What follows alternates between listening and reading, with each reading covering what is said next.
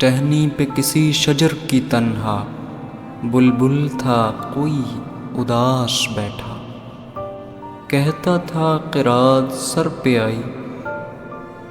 اڑنے چگنے میں دن گزارا،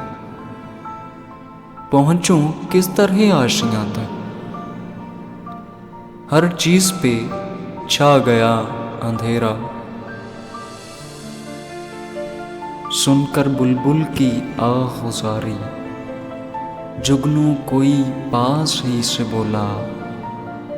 حاضر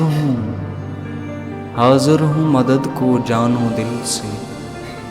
کیڑا ہوں اگرچہ میں ذرا سا، کیا غم ہے جو رات ہے اندھیری، کیا غم ہے جو رات ہے اندھیری،